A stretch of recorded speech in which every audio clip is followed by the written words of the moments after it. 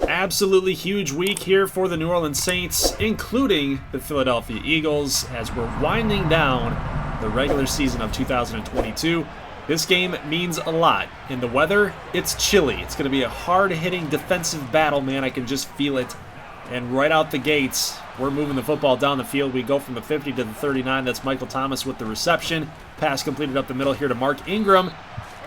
Something to note, Alvin Kamara had to leave the game early in the first quarter due to its fatigue issue. So it will be Mark Ingram manning the backfield for us as we see a touchdown here to Chris Olave. And what a move, by the way, to get himself into the end zone. Nice little juke move to find himself a clear-cut path for the Saints' first touchdown of the ball game here. So, guys, as I mentioned, it's going to be a tough game. Jalen Hurts having himself a pretty solid season, and Philadelphia is in the playoff mix themselves.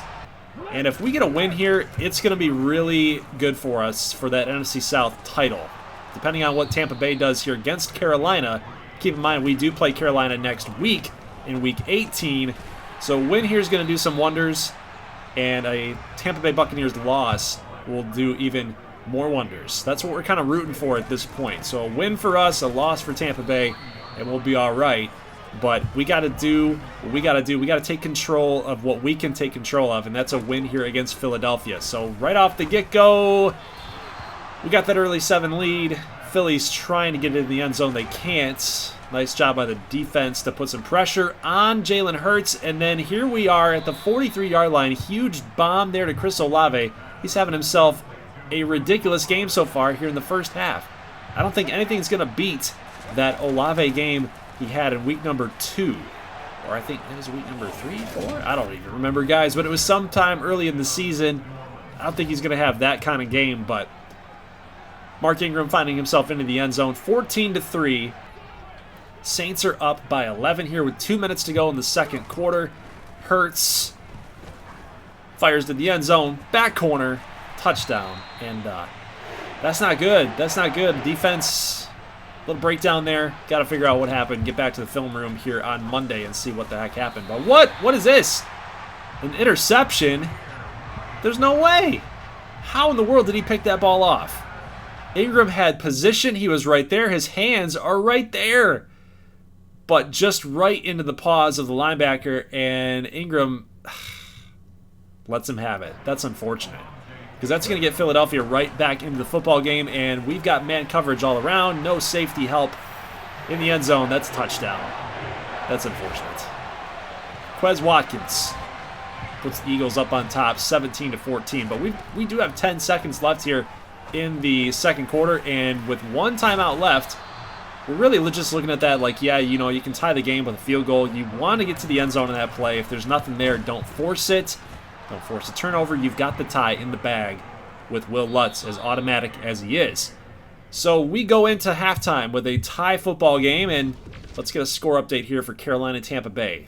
Tampa Bay looks like they've got this thing under control. They are going to be a 12-win football team, basically locking up the NFC South, so that's unfortunate. We were really hoping that Carolina could get the job done for us, but we have to still win this game, because if we lose and Carolina gets us next week and they beat us then too, we might be finding ourselves somehow, some way out of the playoff mix if some miracles happen in the NFC for other teams in the chase. So again, we just got to take care of business now. We might not win the NFC South, but we do have a chance to make the postseason with a win here. Got to do it. So still a 17-17 game. Mark Ingram being utilized heavily on this drive. A couple plays that you didn't see, but look at this cutback right there up the middle. I'd like to see that. That's a 7-yard gain there for Mark Ingram. 12-yard line, 3rd down and 3, and Jameis going to actually scramble. We haven't seen him do this at all this season, and that's going to fire into the end zone for a touchdown. Jarvis Landry with the feet planting. What a move to get open, and Jameis found him perfectly. Love to see it. 24-17, Philadelphia here with the football at the 22-yard line. That's a nice stop right there. It's 2nd down at 16. Getting a tackle for a loss. We've got a lot of defenders here for the Saints converging on the receiver. Gain of 7 as we start the 4th quarter. 4th down and 4. Huge call now for Philadelphia. What are they going to do here? They're not kicking the field goal. This is a really risky play call, but they're going to get a touchdown. And, hey, Where are you going? My dude, where are you going? He thinks the game's over. I guess. It's not over. It's far from over. And by the way, guys, 3rd down and 4. Michael Thomas is completely wide open. I don't know what I'm looking at right there. You got to give it to Thomas. Absolutely have to do it. But that's a really big letdown right there. 3rd down and 4. We got to have that 1st down because now you give the football back to Philadelphia. They've been charging here offensively the last couple of series. So now with 5 minutes and 20 seconds left, they got a handoff out here and all the way from the 26 to the 5-yard line. That's Kenneth Gainwell with the run, and then a pass completed there to Dallas Goedert to the left. 1-yard line, 3rd down and goal, and we can't stop him. That's the fullback, Xander Horvath. Unreal, guys.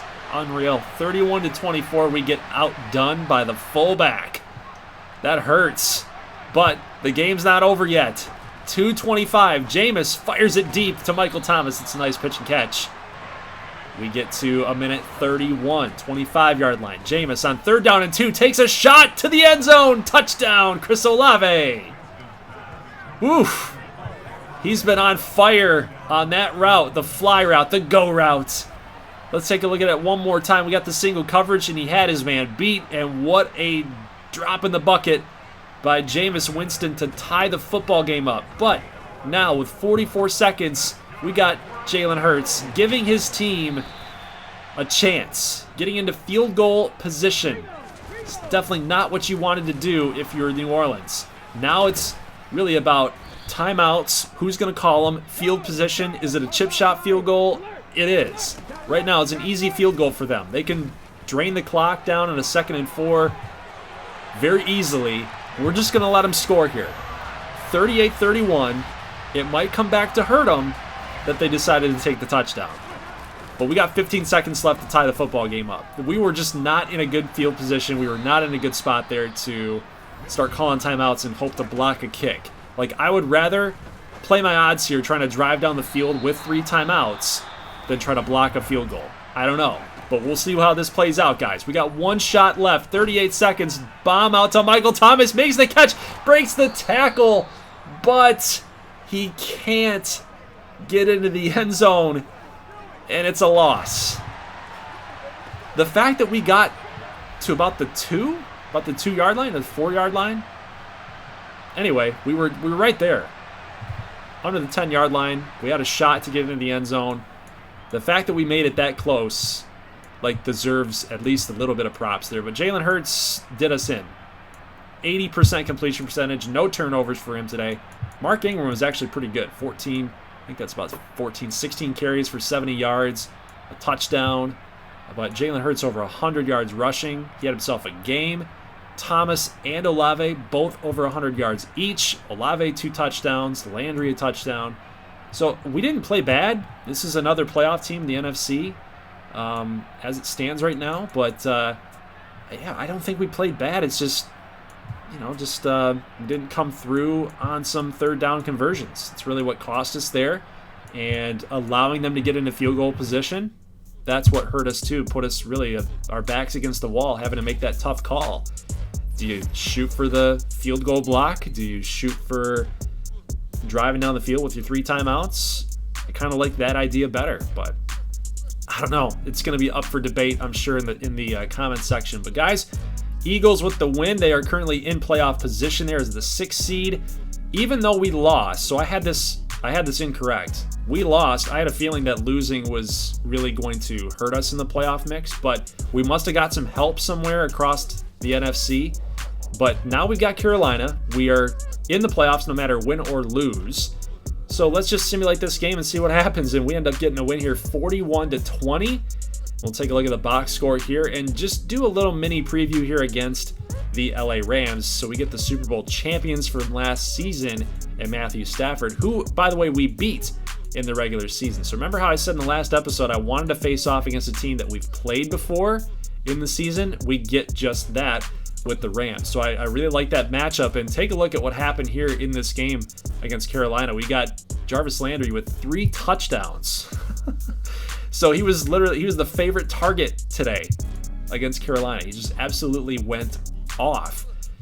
So, all right, let's take a look at our defense really quick. Good tackle for loss amount. Let's see some sacks there. We got Bonds, Street had a couple sacks, and 1 turnover there for Pete Werner at an interception. So there's your playoff matchups on the NFC side. We've got the Buccaneers with the 1 seed, the Packers and the Bears, and the Cowboys and Eagles. So some divisional rivalries happening there in the NFC, and of course the Rams and the Saints. And just take one look here at the bottom of the order here. We got Cardinals, Patriots, Vikings, Jaguars, Lions. Not sure if that's quite the draft order. I know the Lions have 2 first-round picks, but yeah, so if you're concerned about the draft, well, that's kind of how it's going to look, how it's going to shake out. That's going to do it for gameplay. Let's go ahead and talk about the draft class. Let's go ahead and talk about the offensive linemen and the defensive linemen. Next Thursday's episode is going to cover the playoffs as well as the linebackers and cornerbacks, or defensive backs, I guess, if you will. So let's talk about the left tackles first. We got Max Robertson here from Florida. He's an All-American, 6'6", 332. He's got some good size to him, and that strength rating at a 95 is going to do some wonders there. 29 pancakes, 31 last year, 34 a year before that. Sack totals have gone down from his junior season, 16 total sacks that he's given up. He is a baller. He's a big-time get for anybody trying to protect their quarterback. Now, Terry Marshall is also a pass-blocking tackle here, All-American as well, so the SEC getting some love. 6'4", 271, so he's a little bit on the smaller side for a left tackle. He might be able to move over to guard, possibly. I don't know. Being that good, I don't know why you'd want to do that. But Terry Marshall should be a top-end pick. He's actually got more awareness and more acceleration than Max Robertson does, so interesting guy right there. Nate Henry here from Stanford, so he's a smart dude. Left tackle, 6'4", 290. Again, maybe on a little bit of smaller size there, but 99 acceleration. The guy can move, can get out on the run block as well. Even though he's designated as a passing block offensive lineman, he can be able to run the football effectively too as an 87 run blocker. Terrell Morris, another Clemson offensive lineman. We're going to talk about another guy on that Clemson offensive line. But look at him, 6'6". Now he's got the size that I value in my tackle spots. Look at that, 94 acceleration for a guy that tall. He can move, 62 speed, agility 66. Not bad for Terrell Morris. I think I kind of like him. He's very well balanced. Kyle Barnes, a left tackle from Penn State, 6'4", 305. Strength rating 92. It's not a lot. I mean, you compare that to a guy like Max Robertson at 95. Like that's not too bad. Let me take that back. That's not too bad. You know, compared to Henry and Marshall, you know, Barnes might be your guy if you're going to try to run the football a little bit more. Let's take a look at what he's got here for run blocking. Yeah, 92 strength, run block, and pass block is a 91 each. Impact as an 86. Next up, we got Tommy Diggs. And then before we move on to Cooper and Long, take a look at their acceleration numbers, guys. That's crazy. But Diggs is holding his own there at 91. Awareness is an 81. He's one of the top cats there for awareness. Strength that is a 91. That's not too bad himself. So 6'4" out of Oregon. They like to run the football. They have done so all season long.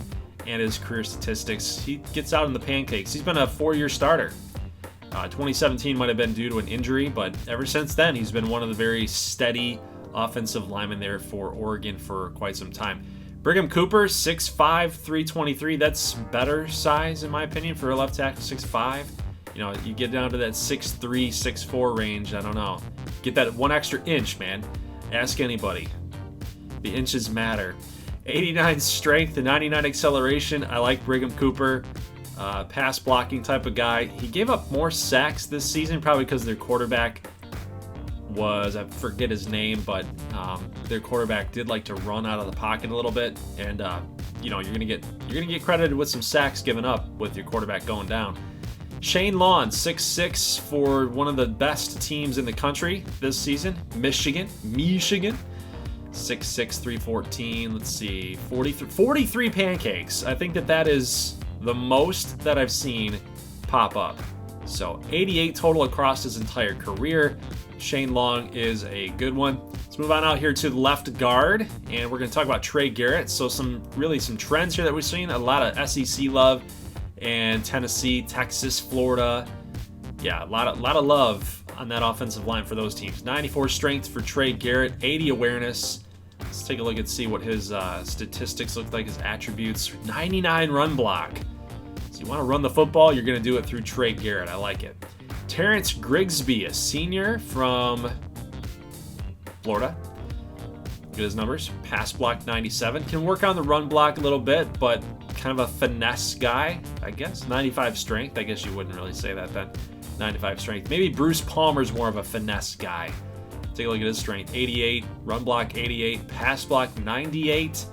Yeah, so he's kind of a pass blocking finesse guard, I guess you will. Tony Richard, 92. Penn State, 6'4", so we got some good size for these guards.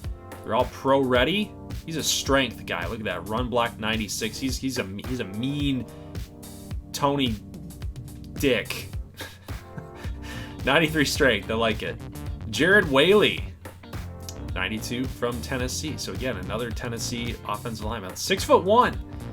You know, it's kind of small. It's a little small for me. 6'2", okay, 6'3", 6'4", that you like that. But yeah, Jared Whaley at 6'1", I don't know.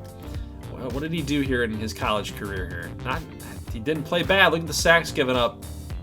Single digits and low single digits. You want to be below 5. Like that's a good number. Be below 5 and you're elite level, man. Look at that. Look at this number of pancakes there. So Jared Whaley's kind of a sleeper. Like, don't count him out just because of his size. That's what people are going to tell you in the draft room. Adam Douglas, 6'7". This guy should be a tackle, but he's a little too big to be a guard. Can he move a little bit? Look at the sacks given up. Maybe this is why. You know, maybe they switched him over to guard because he was giving up way too many sacks. 8 back-to-back seasons. 2 his junior season. 6 in 2019. Very well balanced offensive lineman there for USC. All right, last but not least, we're going to cover Kenneth Washington. He's a junior as a 91, so he could come back, but I think we're just going to make sure that he declares, and he's a pretty good one. But 6 feet, that's very tiny, and it looks like he was getting outmanned this season. 8 pancakes, 1 sack given up. I'm not so sure about Kenneth Washington right now. Run block's a 96. It's good. Impact block can come up a little bit, but strength is also a 91. So I think he was getting a little outmanned against some bigger defensive linemen. So he's definitely a day 3 projection right now. And maybe I should have included these guys like Garrett Williams, 6'6", Arnold at a 6'7", but I was only going to do as many players as I possibly could. I didn't want to move up people from undrafted projections to day 3 projections. I just didn't think that was worth it. But yeah, these guys probably should have been included, but Thanos snapped. Sam Mitchell, the best player in the entire country. Yes, I said that correctly, guys. Not just as far as centers go, but anywhere. Sam Mitchell is that dude. So if you are looking for a center, which I think we might be, because Eric McCoy, I got a little spoiler alert for you, he doesn't want to come back. There's nothing I can do. He's not interested in a contract with us. He just does not want to return as a New Orleans Saint. We could win the freaking Super Bowl and he probably wouldn't want to come back. It's ridiculous. We might be in the market for Sam Mitchell, but given how good he is, he's a first round projection. Like, we don't even have a pick until the second round. So yeah, I think he's gone. And you can see why. Pass block 99, 92 run block, strength at an 89, speed, fairly good. Acceleration, he can get off the line quickly. He's won multiple awards, as you can see. He's good. Sam Mitchell is good, and I'm very excited to follow along with his career. He's got the Remington, the Outland. He won both this season. He's a beast, and I think he should be one of the top picks in the draft. Tyler Washington, center from FAU. He's all right. He's okay. Would I take him? Only if I had to. I actually rank him as a round 3, round 4 projection. I kind of favor Aaron DeAngelis and James Luke a little bit more. Yes, their rating is a little bit lower, but the strength numbers kind of pop off to me. Tyler Washington from a little bit of a smaller school at FAU. I think that just kind of makes sense. And he's 6'1". But talk about a guy with no size. Aaron DeAngelis, a 5'11" center. Like, dude, that's like me playing center. I'm not 289 pounds, but, you know, maybe not even soaking wet, I'm 200. But, like, 5'11", that's tiny. That's tiny, but look at the pancakes. Dude, one pancake, 1 sack. That's not because he's injured. He actually got hurt late in the season. So he doesn't allow any sacks, but he's just going to hold the line. If you want a guy that's just going to hold the line, it's Aaron DeAngelis.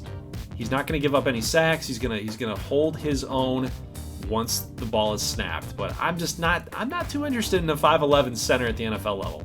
I'm just not. I don't want him to going up against a 3-4 DT and just getting completely worked by a guy like Vita Vea. I'm not, he's got to play him twice. Not happening. Eric Berry, on the other hand, I could see him doing that. 6'6", 333, 3 sacks given up, 28 pancakes. So he's a guy that could definitely hold his own and do a little bit more. He's going to get mean. He's going to get nitty and gritty. James Luke, another center, 6'1", 85 strength. Speed rating's pretty good for an O-lineman. 3 sacks, 17 pancakes, not bad. Marcus Anderson, a center from Oregon. Like it. 21 pancakes, 4 sacks, and pass blocking is a 99. So good numbers right there. And then that gets us to our projected UDFAs, and we're going to move on. Right guards, and then we'll move really quickly through the... We'll move quicker through the guards because we've got right tackles who are obviously a little bit better. Then we'll get into some defensive lineman numbers. So Michael Pickens, 94 from LSU. Solid strength. I don't know, I kind of like Rivero a little bit more. Maybe Nixon, 96 strength, 95 strength. Acceleration, I like them better too. Awareness. Yeah, so Michael Pickens got the tools. We'll have to see if he puts it all together. Lauren Rivero, 6'2", 311. He's an All-American. Now, look at this. Pickens did not win an All-American, even though he's a higher overall. It's kind of why I'm liking Rivero just a little bit more. Your pass block is good. We saw the strength. Look at that. 3 sacks given up his entire career. That's not saying much because he didn't get a lot of run there freshman, sophomore, and junior season. But, yeah, Rivero is a pretty solid guy. Carlos Nixon. Guy that I like. I just told you guys I kind of like him. So 69 speed, can move, strength. He's the strongest out of the 3. Acceleration, a little bit. He's the slowest, but I kind of like this guy. 6'4", 288. Look at that, well balanced too. 91 run block, 93 run block, 91 pass block, strength at 96. Impact is an 80. Kind of like myself some Carlos Nixon. Next up, Maurice Davis, or as they call him, Mo, because he's from Missouri. Mo Davis, he's not accustomed, by the way. I just totally made that up on the fly. 83 strength. I don't like the strength. So he's a day 3 projection right now. He's a little slow at 55. But man, that's strength rating an 83. Like, you got to be stronger than that, dude. If you're gonna make it at the NFL level, like, you got to be a little stronger than that. Henry Clark, another dude from Florida on that O-line. Love that Florida O-line, man. Look at the run block, 98. So you know what they were doing down there in Gainesville. Andy Bowie, another player I really like, 6'6", 300 pounds. And he's very slow at 55, so he's not going to move a little bit. He's classified as a run blocker. The acceleration in 88, it's the slowest on the board right here. Yeah, he's a slow mover. He's just going to move the pile and get those tough yards for your running back. So that's kind of what I like there. If you're going cheap offensive lineman, Andy Bowie is your man.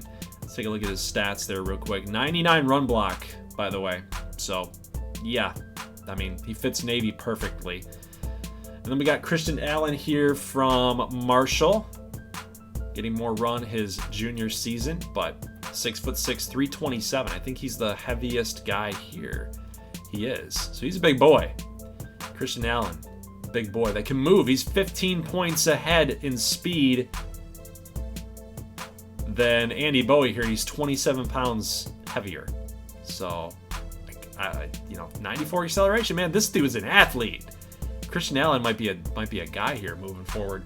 Then we got Lionel Fuller as our last guy here. We've got an 88 strength, 68 agility, 92 acceleration. He's not bad either. He might be a late round type of pick. 7 sacks given up. That might be a little too much for my liking, but out of San Diego State, you know what you're kind of getting out of that. All right, right tackles. We got 10 guys to cover here. I'm going to move through these dudes a little slower here. We've got Tank Richardson and Kevin Underwood. Everybody else I'm going to move through a little bit faster. But Underwood's a 94 strength. Tank is a 94. They got some pretty similar numbers, so not much is really separating these dudes. 6'7", 6'4", except the size. So if you value size, maybe Underwood might be a left tackle.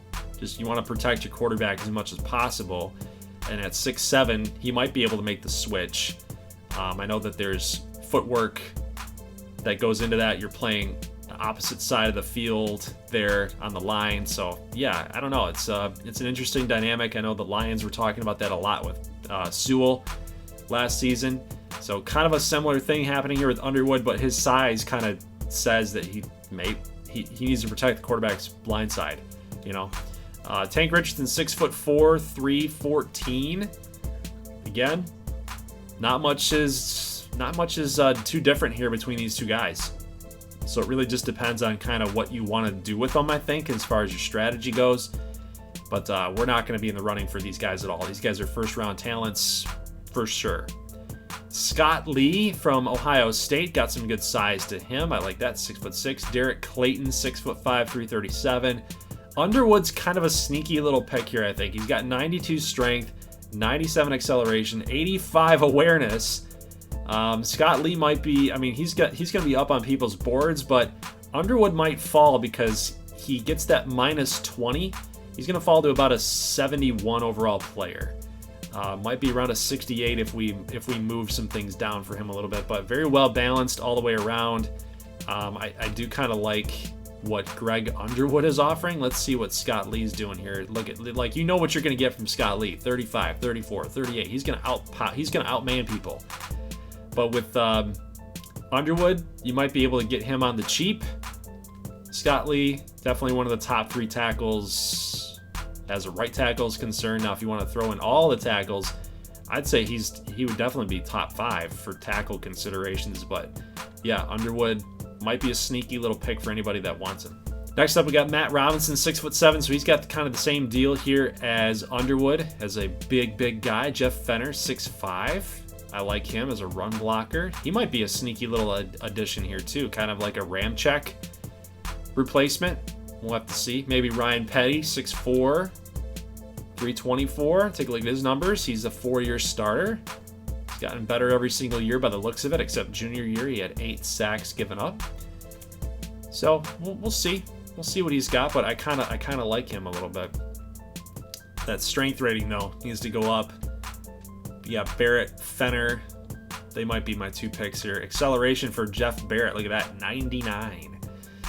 Oof, 99, interesting.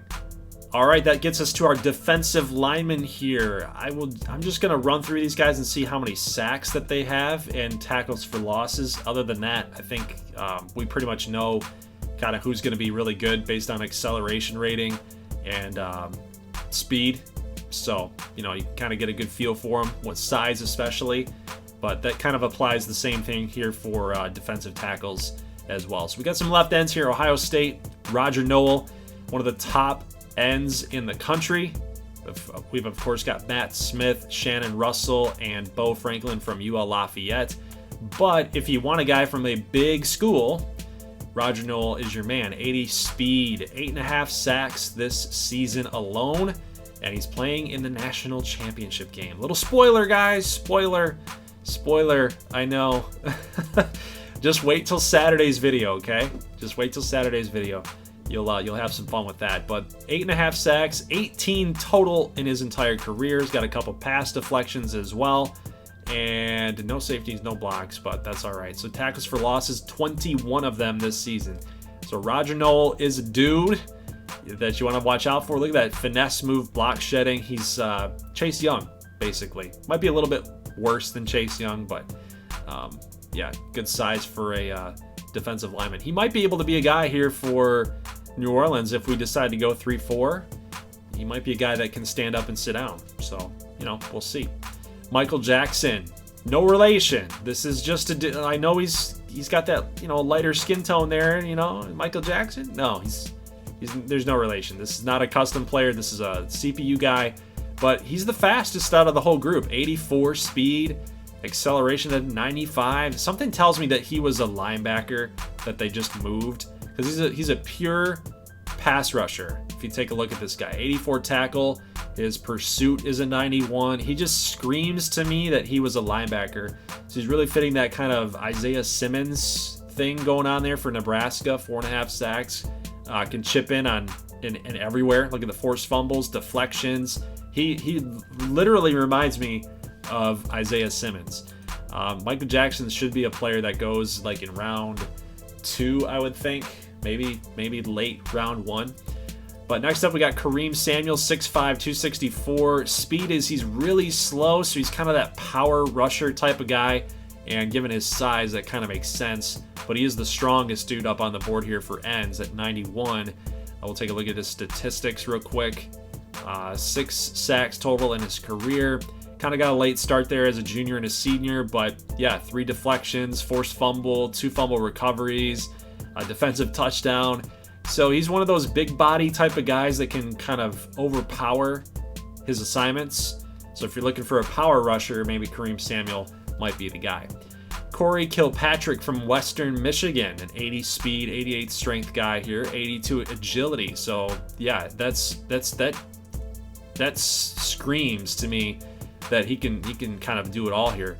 5'11" as a defensive end. So he to me would probably have to move to outside linebacker, maybe middle linebacker. I don't know. I don't think I can have a 5'11" guy on the line.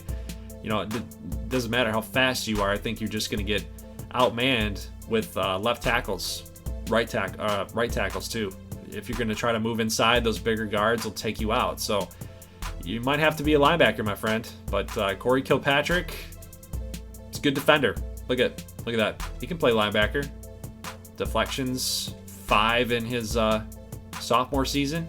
So he might be in one of those situations too where he was playing linebacker and then they needed some help. So he's kind of a jack of all trades guy by the looks of it here. What is his zone coverage? 57. Yeah, so he can plop out there on the zone. Maybe that was the issue. Maybe he just couldn't cover anybody. I don't know. Corey Kilpatrick, kind of a project player by the sounds of it, but you know, if I was desperate, I'd take him. But we're not really desperate at the linebacker spot with the Saints.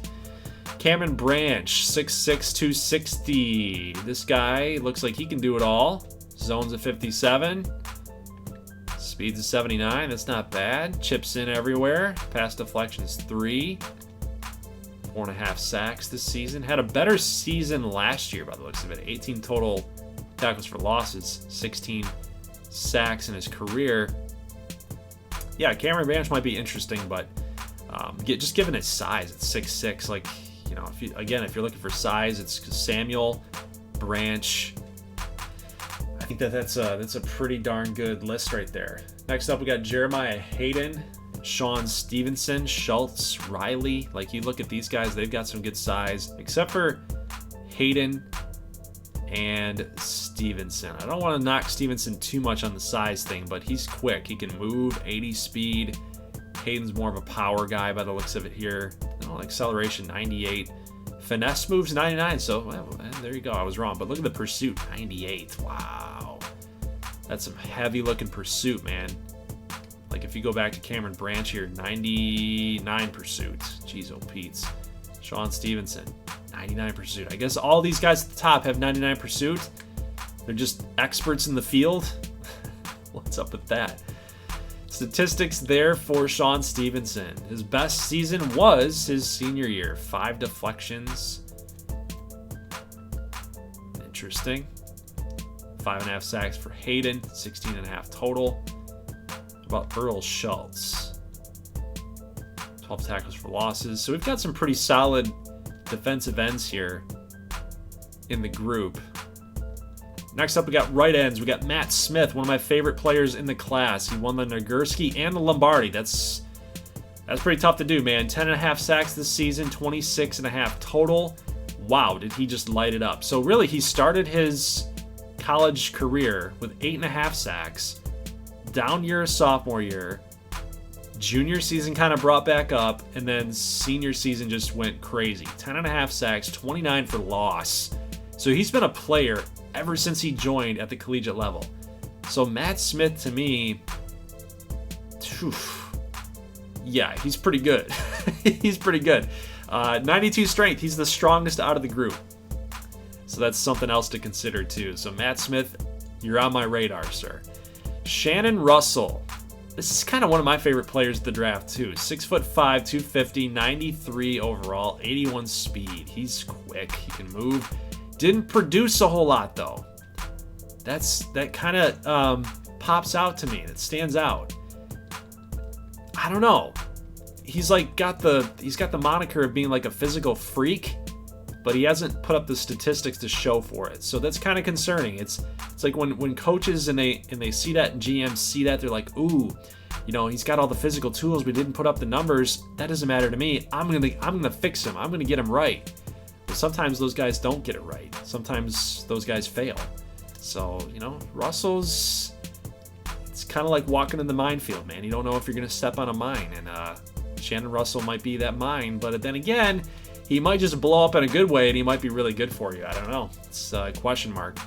Bo Franklin, 6'3", 253 from one of our Cajun 6 teams, UL Lafayette. Let's take a look at his numbers here.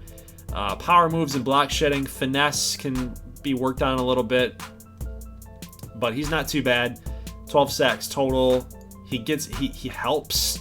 102 assisted tackles, 13 for a loss. So he's semi-productive. He looks like he's going to be kind of that round 2, maybe late round 2 type of selection there. Danny Cooper, 6'6", so he's got some size to him.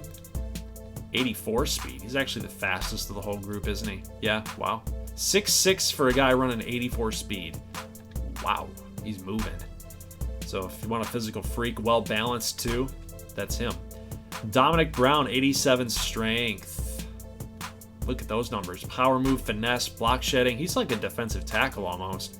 Hit power 95, 88 pursuit. Wow. Dominic Brown he looks like he might be something here. Like, you know, as a 92, you're thinking, oh yeah, you know, he's not that good. He's not compared to Matt Smith, but he could be one day. One day he might be. He might actually outpace Matt Smith. This dude produces. Look at that. He produces. Well, maybe not here. Look at 8 tackles. 8 tackles. He might have been hurt. I don't know. That doesn't 1 pass deflection there. QB sacks 4. Ooh, I might need to take that back. He's a wild card. He's a wild card. Scott Turner, 3.5 sacks, 13 TFLs. Kind of a late bloomer. Block shedding 97, hit power 95, tackle power moves. Another guy with some big boomstick there, I'd say. Probably round 3 guy. And then last but not least, we got Tony McRae at 91. What was he? Pass rusher. 96 acceleration, 82 speed. He actually produced more than Dominic Brown. 13 TFLs, 4.5 sacks. Well, did he? 13 TFLs, yeah, he did. He did. But in total, in their career, fairly similar. Look at the pass deflections, guys. 10 total. So this guy knows how to time a pass. Short pass. Forced fumbles, he's had 2. And create the turnover. Tony McRae might be a little bit of a sleeper there. All right, last but not least, we're going to talk about the defensive tackles, and then we're going to be done with today's video. So make sure you guys drop a like as we conclude our scouting analysis on these players inside our draft class. So we've got 15 defensive tackles coming in our draft class, but I'm not going to cover every single one of them. I think that we've kind of done that. Again, you can kind of spot it yourself on what guys might be pretty good. But a couple guys I want to keep my eye on here would be Chris Hall, Joey Bryant, Joseph, Hickman. I want to look at Curtis Fields from Utah State, John Ball, and Kemba Digby. I think that those guys are guys that we want to look at here. Just take a look at actually AJ Booth. Look at the speed there as a defensive tackle. That's pretty ridiculous with 90 speed. Yeah, that's pretty nice. But Digby there was 66. He's a custom guy. He's one of the fastest defensive tackles in all of the group here. But as far as strength goes, who's the meanest? 90, 91, a couple 91s sprinkled in there. So kind of a tie. But let's take a look at Chris Hall here. 4 sacks, 14 for loss, 3 deflections, 2 forced fumbles. He's definitely worthy of that first round consideration. Joey Bryant, 6'4", 290. I want my defensive tackle to kind of beef up a little bit, like get over that 300-pound marker. Yes, that affects his speed, his get off, but I need you to eat. I need you to eat the holes, man.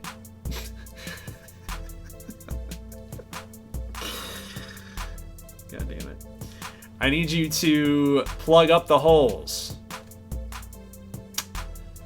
I need you to just play your position well. That's really what it comes down to. Eric Joseph, 3 sacks, 10 tackles for losses. He can plug up them holes. Okay. 95 finesse moves. Look at the balance right there from Joseph. He's a little small, man. A little small. 6'1". A little small. I need the guy in there. It's gonna fill up the holes, man. Look at Jonathan Hamilton, 6'5". That's the size I want. God, what is this? That's what she said type of moments right going on right here. My God, 6'5", 273. Power moves to 99. He's a guy that I would definitely take a look at. Tackles for losses, 12.5. Didn't get the amount of sacks that you'd like to see from a game-changing defensive tackle, but yeah, he was productive. We wanted to cover Hickman as well. Fairly productive here too, but kind of is he a one-year wonder? He's got the size that I like, man. 6'3", 339. So that's a guy that kind of fits in that 3-4 type of defense there. Let's take a look at Fields. 2 sacks, forced fumbles. He had 2 early in his career. Still searching for those. Actually, look at this. He forced 2 in his first 2 years. Didn't do anything junior season, but senior year he got 2 fumble recoveries. So he's kind of like learned the art of getting the turnover, which is kind of cool. Didn't we want to cover? Yeah, Booth. That's what we wanted to cover. Booth. 1.5 deflections, forced fumble. Yeah, I don't know. AJ Booth, he's got the speed though. I kind of like that, but especially with that size at 6'5". John Ball, kind of a later round pick it looks like. Did not have a sack this season. 15 tackles. Just for whatever reason, just didn't produce that way. Interesting. And I believe last but not least, we got Kemba Digby, 3.5, 14 TFLs, 2 deflections. Yeah, he's going to play well. He's actually going to get some love and gameplay against UL Monroe here coming up on Saturday. So if you guys want to give that a view.